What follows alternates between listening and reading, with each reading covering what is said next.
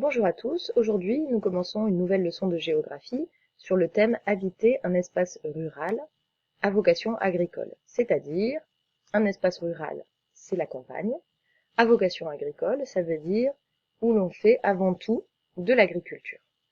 Alors, on va voir tout d'abord une étude de cas avec le Sahel sénégalais, c'est l'activité dans votre livre, page 200-201 que je vous ai demandé de faire et qu'on va maintenant corriger.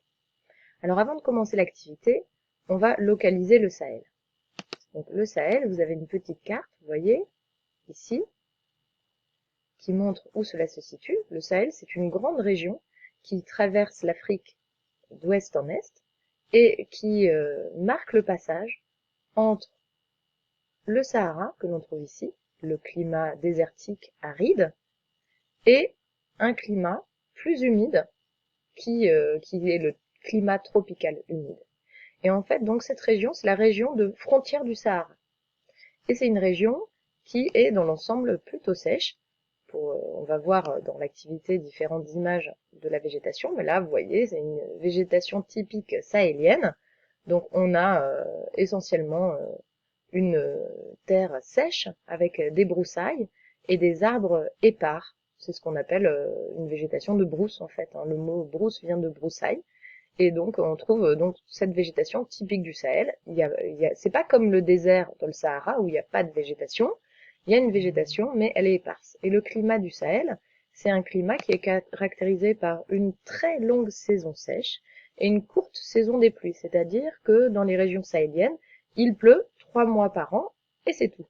Et c'est ces 3 mois dans l'année qui sont vitaux pour toute l'agriculture. Alors maintenant, on va répondre aux questions de l'activité. Donc, où est situé le Sahel sénégalais? Je reprends la petite carte. Alors, le Sahel sénégalais, donc, il faut dire que c'est la région qui se trouve au sud du Sahara, qui fait la limite avec le climat tropical humide.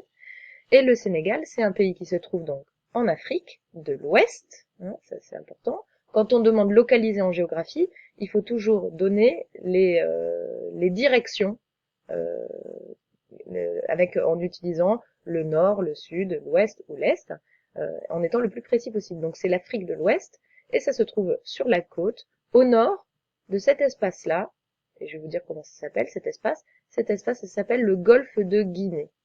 Un golfe, donc c'est un renfoncement dans une côte, comme on le voit ici, et ici ça s'appelle le golfe de Guinée, et le Sénégal se trouve tout au nord de cette zone du golfe de Guinée. Alors, voilà pour la localisation.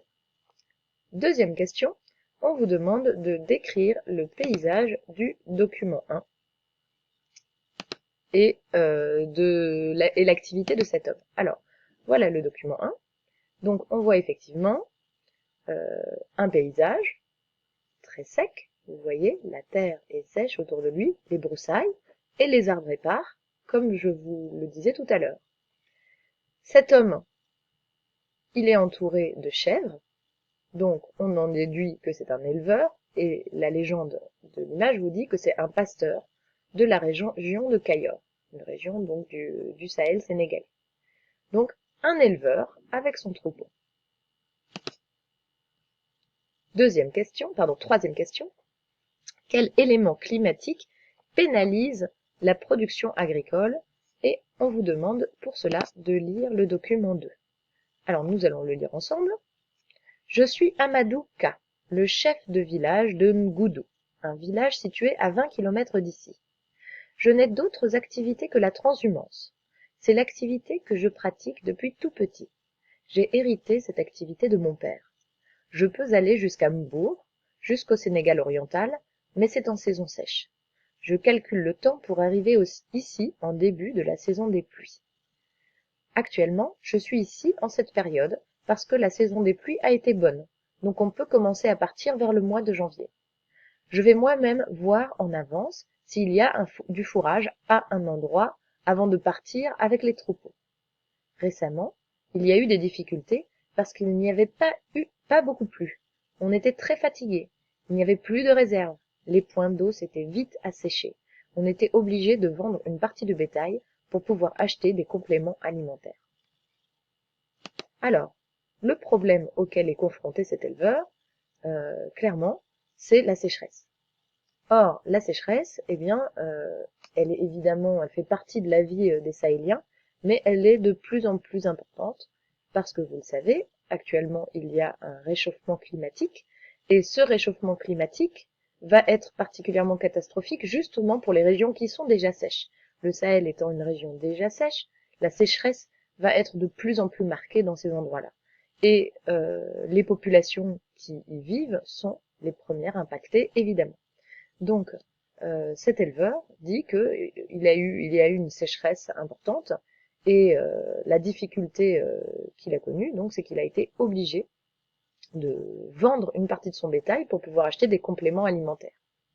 Donc, c'est pour lui une perte de revenus extrêmement importante parce que non seulement il n'y a plus de nourriture pour ses animaux, il doit acheter de la nourriture, mais comme il est pauvre, eh bien, il n'a pas de réserve pour acheter de la nourriture, donc du coup, il est obligé de perdre une partie de son bétail pour pouvoir nourrir le reste. Donc pour lui, c'est une perte de revenus qui va avoir des conséquences sur le long terme.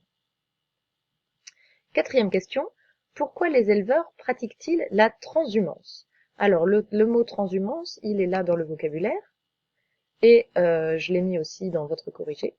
Donc la transhumance, ce sont les déplacements saisonniers d'un troupeau pour trouver de la nourriture. C'est-à-dire que cet éleveur, il ne reste pas à un seul endroit. Il le dit dans le texte. Il va d'abord, lui, voir les endroits où il va se déplacer pour voir s'il y a du fourrage. Le fourrage, c'est la nourriture pour les animaux. Donc, dans ce paysage de broussailles, en fait, la végétation est rare. Mais il se déplace avec ses troupeaux pour voir là où il y a de la végétation, pour emmener paître donc ces chèvres. Les chèvres vont aller paître là où il y a de la nourriture, et puis quand elles sont passées et qu'elles ont mangé tout ce qu'il y avait à manger, il faut de nouveau se déplacer. Donc la transhumance, elle est obligatoire compte tenu du peu de végétation qu'il y a dans cette région. Euh, Ensuite, question sur le document 4. Quel est le type d'agriculture pratiquée? À quoi sont souvent contraintes les populations locales? Donc, on regarde le texte. Je vous laisserai le lire par vous-même. Normalement, vous l'avez fait si vous avez déjà fait l'activité. Alors, on parle ici d'une agriculture vivrière.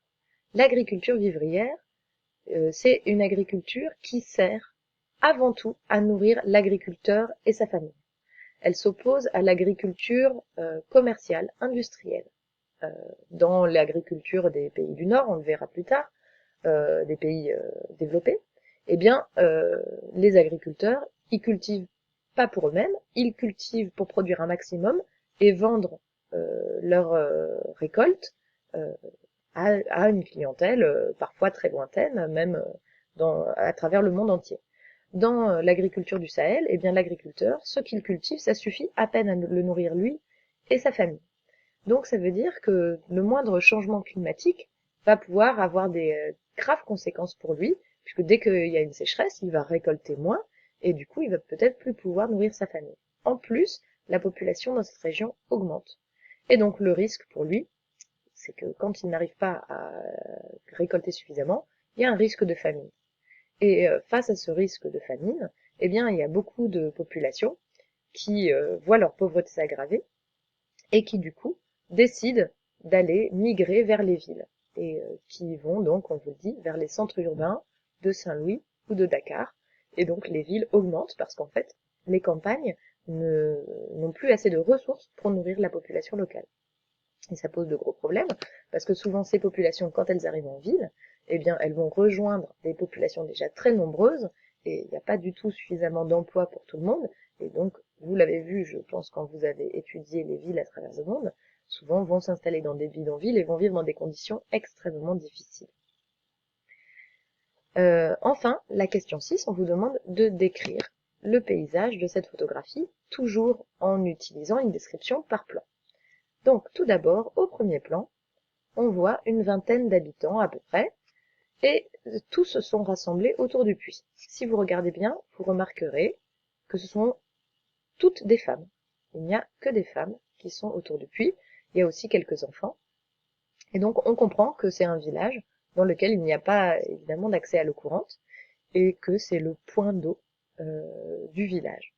Alors souvent, ce sont les femmes qui sont chargées de la corvée d'eau. les hommes vont s'occuper des troupeaux et des champs, tandis que les femmes, elles, vont s'occuper de la corvée d'eau, de tout le travail lié à la maison, à la préparation des repas, etc. Et l'eau, c'est quelque chose d'extrêmement important, puisque en fait, chaque jour, il faut aller puiser l'eau pour répondre à l'ensemble des besoins de la famille, pour l'alimentation et pour l'hygiène.